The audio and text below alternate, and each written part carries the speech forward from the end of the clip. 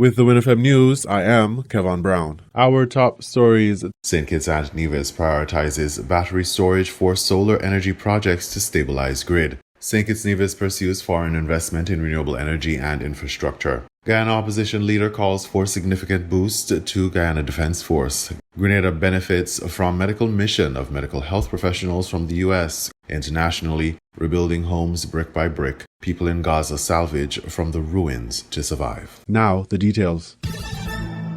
During the Prime Minister's press conference on March 6th, the Honorable Conris Maynard, Minister of Public Infrastructure, Energy and Utilities, Domestic Transport, Information, Communication and Technology and Posts, addressed solar energy advancements in St. Kitts and Nevis, emphasizing the importance of integrating battery energy storage into all new solar projects. Maynard highlighted the critical role of battery energy storage in maintaining grid stability. All solar energy projects that we're pursuing with potential developers will have an aspect of battery energy storage. This decision stems from lessons learned in other Caribbean nations where the rapid adoption of solar panels without adequate battery storage led to grid instability. Maynard explained that due to the island's small size and concentrated solar farms, a single cloud cover like today can mean that a farm that is producing 20 megawatts of power this minute can produce literally 2 megawatts of power the next minute. This rapid drop-off in solar power can destabilize the grid. Therefore, battery energy storage is essential to regulate the decrease and allow for a smooth transition to traditional energy sources. Second reason for battery storage, of course,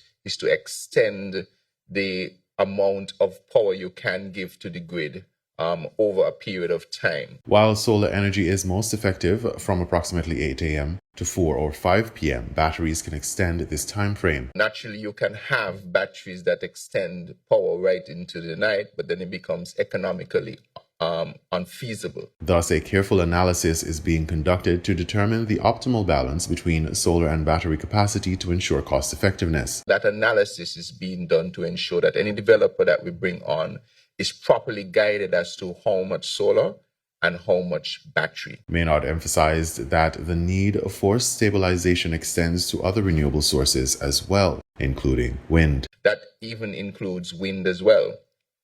Persons think sometimes that wind is consistent. While wind energy is generally reliable, fluctuations can still occur, as demonstrated by a recent period of unusually high winds followed by a period of stillness. I would want to remind you, recently we had an uptick in wind. I don't know if you remember, we had about 3-4 weeks where the wind was incredibly high.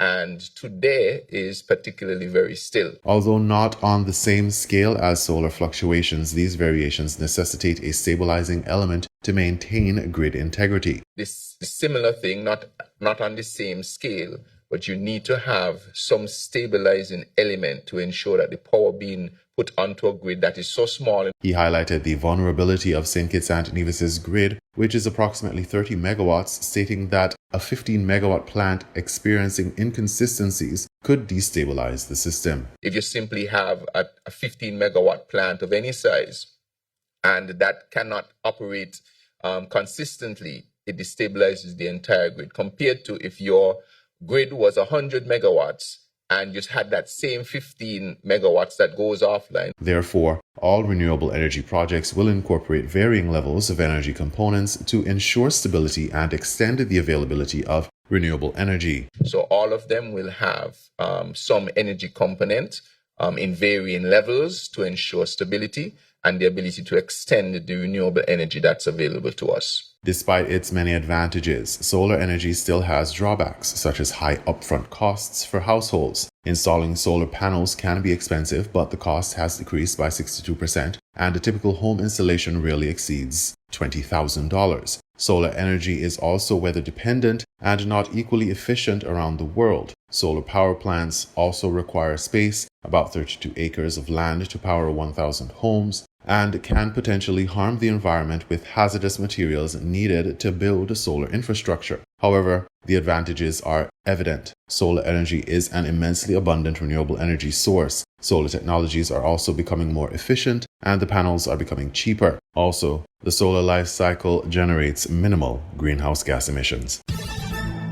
The government of St. Kitts and Nevis is actively seeking foreign direct investment to bolster its sustainable development agenda, particularly focusing on renewable energy and critical infrastructure projects. During the Prime Minister's press conference on May 6, 2025, the Right Honourable Dr. Denzel Llewellyn-Douglas, Minister of Foreign Affairs, International Trade, Industry and Commerce, Consumer Affairs, Economic Development and Investment, outlined the nation's strategic priorities and ongoing initiatives. He emphasized the importance of transitioning to a sustainable island state through targeted investment in key sectors. Dr. Douglas articulated the government's vision, stating, "Quite a lot of what we are doing in the Ministry of Foreign Affairs, International Trade, Economic Development and Investment is really bringing in foreign direct investment to support the specific agenda that we have set for ourselves as the people and as the government in advancing to the sustainable island state." He highlighted energy as a primary focus, explaining, "The first, of course, is energy.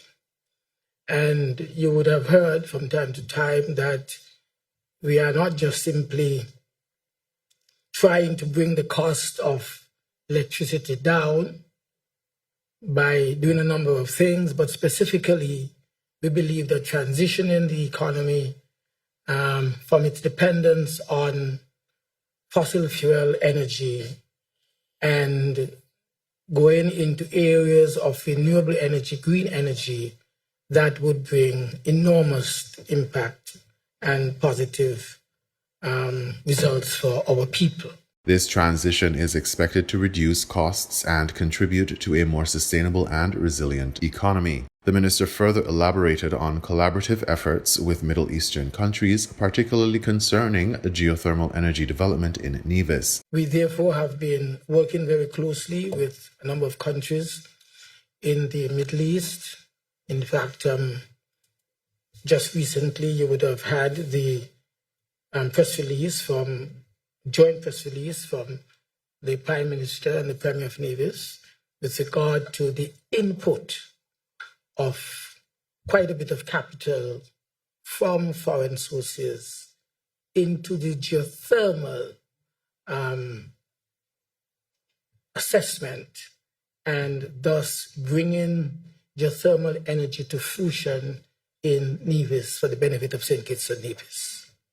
So that's an area that we are pursuing and attracting foreign direct investment. This project aims to harness geothermal resources to provide a clean and reliable energy source for the islands. In addition to geothermal energy, St. Kitts and Nevis is exploring solar energy production to diversify its energy sources further. Dr. Douglas noted the interest from investors in this area, stating, "Apart from that, Skipper on a very regular basis receives a number of requests by investors to get involved in solar energy production. Again, diversifying, I would say, our dependence on fossil fuel and using now energy from the sun, solar energy." The adoption of solar energy is seen as a crucial step toward the nation's energy independence and environmental sustainability. Addressing the interconnectedness of energy, water, and agriculture, Dr. Douglas emphasized the potential for solving critical issues through strategic investments. "We have been saying for some time, in fact, I would attribute this to the Minister of Energy himself, Mr. Maynard, that if you are able to resolve the issues in energy, you would also be able to solve all the issues that we have, especially in water and agriculture, food agriculture. Because the desalination that we are pursuing in order to relieve the shortage of water in our country, that again is well supported by foreign direct investment." He specifically acknowledged the support of the Taiwanese government for desalination projects, noting, "And so we can thank the Taiwanese government and the team that we have here, led by our ambassador here, for making tangible contributions in ensuring that this particular project is successful for the benefit of the people of St. Kitts and Nevis. And it impacts not only bringing running water, reliable and clean running water for our people, but also it will help in the irrigation that is absolutely necessary if we are to advance agriculture to the next level. Furthermore, the government is investing in education and training, particularly in the engineering fields related to energy and water, through partnership with countries like Morocco, ensuring a skilled workforce to support these initiatives. We are now looking at Morocco. A lot of the new areas for engineering that we are pursuing with our students in Morocco is in the area of energy and water, so that we have technically trained people on the ground to ensure that this works when it comes into being. The Right Honourable Dr. Denzel Douglas, Minister of Foreign Affairs, et al. In regional news, Guyana opposition leader calls for significant boost to Guyana Defence Force, Guyana News source reports. The leader of the opposition, Aubrey Norton, believes Guyana must significantly boost its military strength and capabilities amid increasing acts of aggression from neighboring Venezuela, which continues to lay claim to parts of Guyana's territory. Within a period of 5 years, Venezuela has built a bridge on Coco Island, conducted a referendum on the Essequibo region, and has subsequently signed into law the results of that referendum, laying claim to Guyana's territory in clear breach of the provisional orders handed down by the International Court of Justice.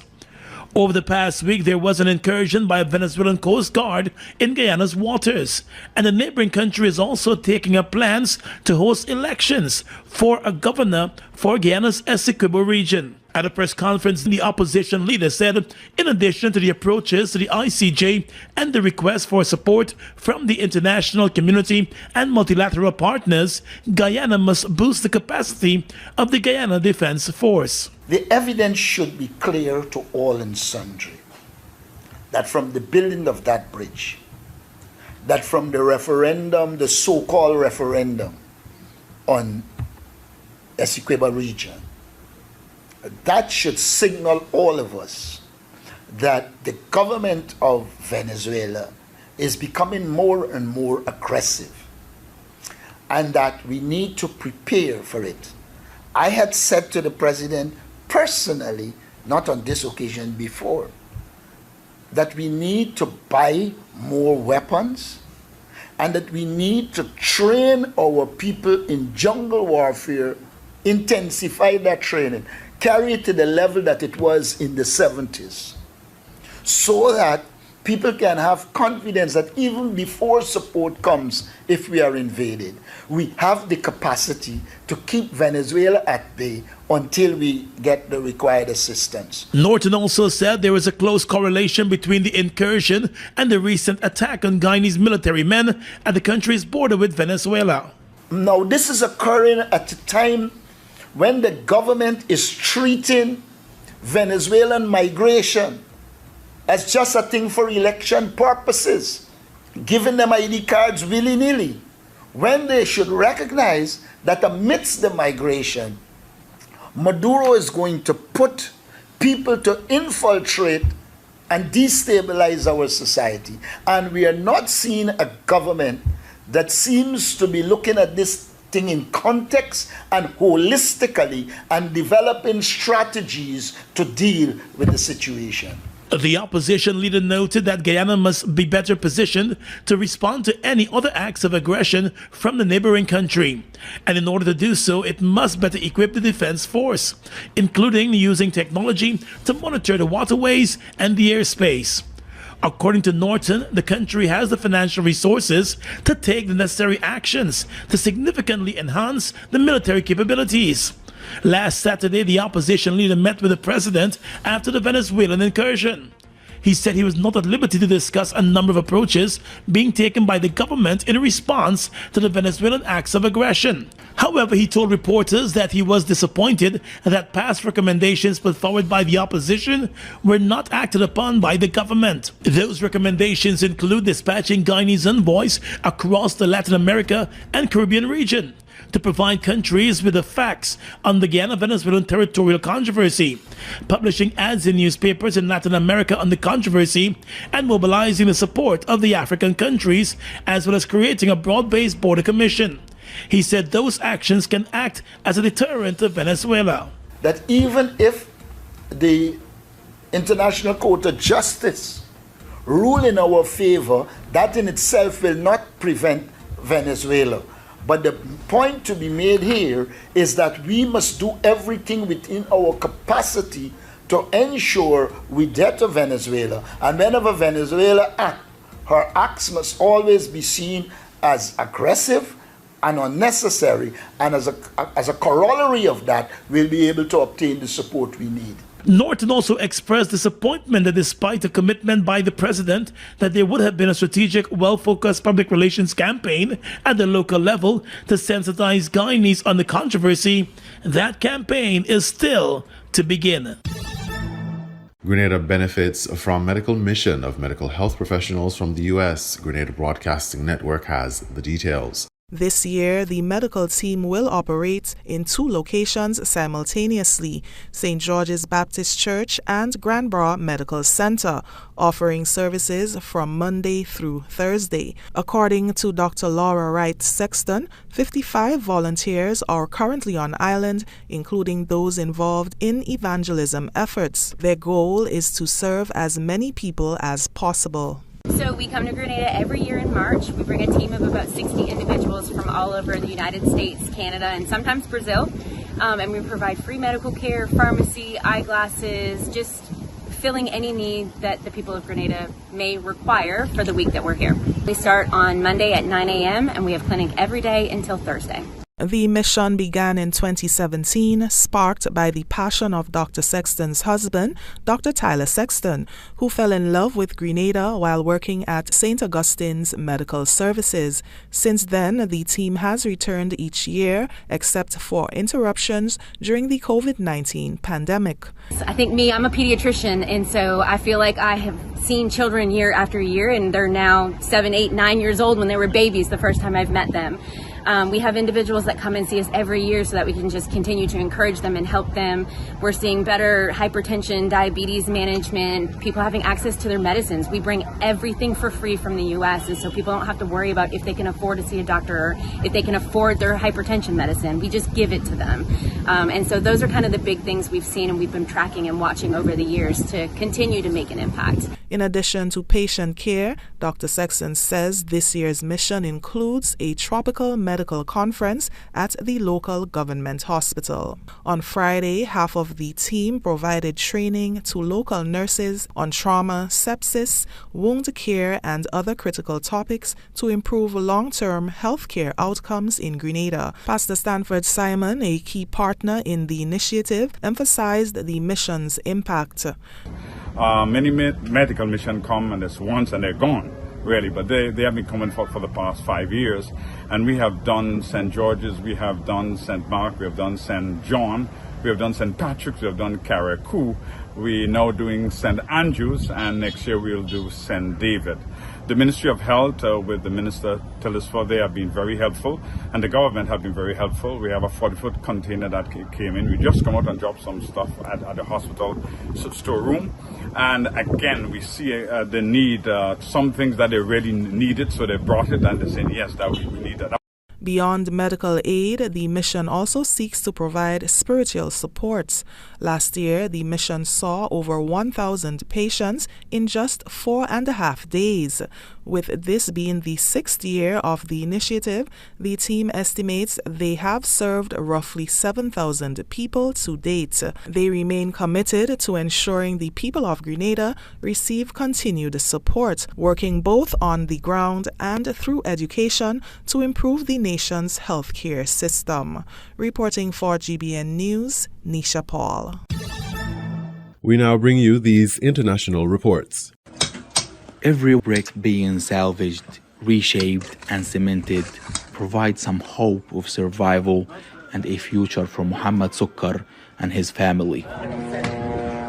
When they returned to Shijaiya in northern Gaza, after months of being displaced and forced to shelter in makeshift tents, they found their home and memories collapsed in a heap of concrete.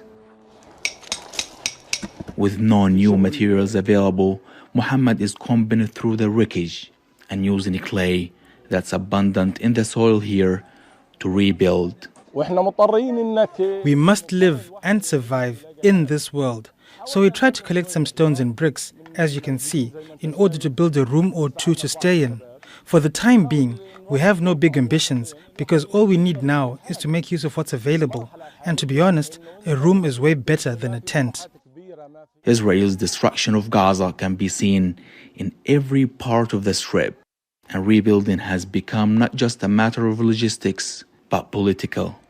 Arab countries have proposed a recovery plan that would see Gaza temporarily governed by independent experts. This has been rejected by the Trump administration that proposed displacing the population in order to rebuild, a suggestion supported by Israel. But the needs of people here are immense, with the most important being water. With no materials being brought in, plumbers are salvaging and repairing damaged water tanks. We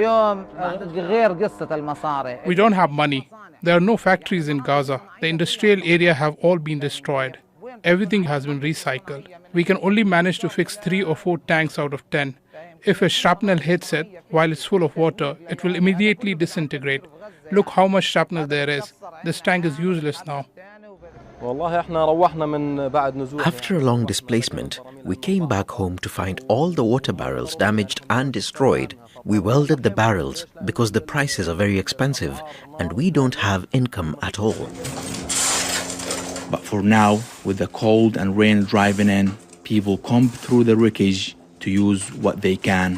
While the world scrambles with the plans to rebuild Gaza and no critical aid coming in, people here have no time to wait.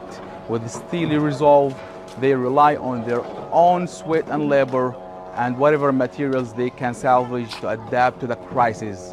Ibrahim Al-Khalili, Al Jazeera, Gaza City, Palestine. Jennifer Piggott voted for Trump in the November election. Then in February, she was fired from her civil service job. Absolutely, I feel a little bit betrayed. She was among more than 125 people dismissed last month from the Treasury Department's Bureau of Fiscal Service in Parkersburg, West Virginia. There's always that back and forth conversation now. It's like, you knew this was coming, but we didn't. Like, nobody that I've talked to understood the devastation that having this administration in office would do to our lives. No kings, no tyrants, no kings, no tyrants. The cuts have shaken up a community that overwhelmingly voted for Trump. He won West Virginia with 70% of the vote, one of his biggest victories.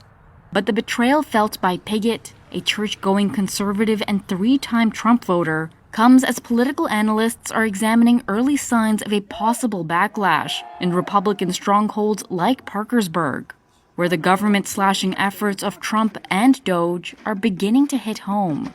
Elon Musk has basically taken over our government and has calling the shots, unfortunately, it seems to be. A handful of Republican voters who lost their federal jobs joined Democrats at a recent anti-Doge protest near the Bureau of Fiscal Service offices in Parkersburg. But the federal job losses in the state could soon extend beyond the BFS building, says West Virginia University economics professor John Deskins. West Virginia is at the very top of the states in terms of the federal workforce as a share of total workforce in the state. So if the federal layoffs happen, if they hit West Virginia, we stand to suffer a disproportionate share when those jobs disappear, when that income disappears, when that spending leaves the state economy. But in Reuters interviews with 36 workers, business owners, and politicians in Parkersburg, nearly all said that Trump's focus on cutting government spending was a worthy goal. And Reuters Ipsos polling shows Americans' attitude toward Trump are so far essentially unchanged, since he began firing federal workers in February. As of this week, his approval rating was holding steady at 44%. Cutting costs and waste and fraud and. We love that big picture. I love that big picture. My friends, we were excited about that because it is true. But again, I can't help but go back to the fact that what is the decisions that you're making right now solving in the big picture? It just, so the concept of voting for that again, voting for Elon Musk essentially to wreck people's lives, I can't do it. The economic impact of the mass dismissals across America may not be immediately felt. So far, 100,000 government workers have been fired or taken a buyout. Parkersburg is bracing for another round of layoffs, with all government agencies ordered to make plans to cut career staff by March 13th. From Europe's plans to increase defense spending to key U.S. inflation numbers, these are the stories to watch in business and finance in the coming week. Faced with Russia's war in Ukraine and fears of U.S. isolationism, European leaders have backed plans for more defense spending. The significance is not lost on markets. The euro and shares are surging, so are German bond yields as investors bet more spending means more borrowing. Suddenly, the U.S. lead in long-term trend growth is no longer a given, and investors are re-rating European assets. Global growth concerns have shot back onto the market's radar as weakening U.S. data and growing trade tensions hurt consumer confidence and business activity. Even second-tier U.S. data will be closely watched, while the Bank of Canada could cut rates when it meets on Wednesday. While U.S. President Donald Trump suspended the 25% tariffs he imposed on most goods from Canada and Mexico, his fluctuating trade policy continues to fan worries about inflation growth. Morgan Stanley warned that Trump's tariffs on China, Mexico, and Canada could slow growth in the U.S. and Canada and push Mexico into recession. Wednesday's U.S. consumer price report could fan investor fears about still warm inflation, just as Trump's tariffs on key trading partners could provide a jolt to domestic prices. January CPI jumped 0.5%, the biggest gain since August 2023. Another hot reading could confound recent bets on more Federal Reserve rate cuts this year. On Trump's list of tariff targets, China stands out, not least for how well its markets have weathered the tumult. China's central bank has deftly guided the yuan in a stable range against the dollar, and Hong Kong's Hang Seng Index is up 21% this year, making it the best performing major global market. And that's without the kind of reprieves that Washington has afforded Ottawa and Mexico City. Inflation figures and loan data in the coming days will offer the latest reading of the consumer pulse. U.S. stocks ended higher on Friday, rebounding from early declines to give the Dow and S&P 500 a half percentage point gain each, while the Nasdaq climbed 0.7%. Stocks bounced back after remarks from Federal Reserve Chair Jerome Powell at an economic forum in New York City. Despite elevated levels of uncertainty, the U.S. economy continues to be in a good place. Powell also said it remains to be seen if President Donald Trump's tariff plans will prove to be inflationary. Stocks still posted a weekly loss due to uncertainty over Trump's seesaw tariff announcements. Meanwhile, his administration's move to lay off thousands of federal workers were not reflected in Friday's highly anticipated jobs report for February, which showed employers added 151,000 jobs last month. Skylar Wienand is Chief Investment Officer at Reagan Capital. I think the market was really worried that that would show up in February job numbers, and it's breathing a sigh of relief. Generally, stocks are up about 0.5 point today after having a really tumultuous last 2 weeks. Nasdaq's down around 6% for the year. So the market's breathing a little bit of a sigh of relief that the jobs numbers came in as expected and not much worse, that could hint at some melee in the economy. We're not seeing that yet. I think we got to wait another month where that might peek through. Stocks on the move included Hewlett-Packard Enterprise, which slumped after the company said its annual profit forecast would be hit by U.S. tariffs. Shares of Costco fell after the retailer missed Wall Street estimates on quarterly earnings as the cost of merchandise increased. but shares of Broadcom gained after the chipmaker eased investor worries about artificial intelligence infrastructure demand with a strong second quarter forecast. Shares of AI powerhouse NVIDIA also finished higher. You were listening to the WINN FM 98.9 newscast. Our top stories were: St. Kitts and Nevis prioritizes battery storage for solar energy projects to stabilize grid. St. Kitts Nevis pursues foreign investment in renewable energy and infrastructure. Guyana opposition leader calls for significant boost to Guyana Defense Force. Grenada benefits from medical mission of medical health professionals from the U.S. Internationally, rebuilding homes brick by brick. People in Gaza salvage from the ruins to survive. Thank you for listening.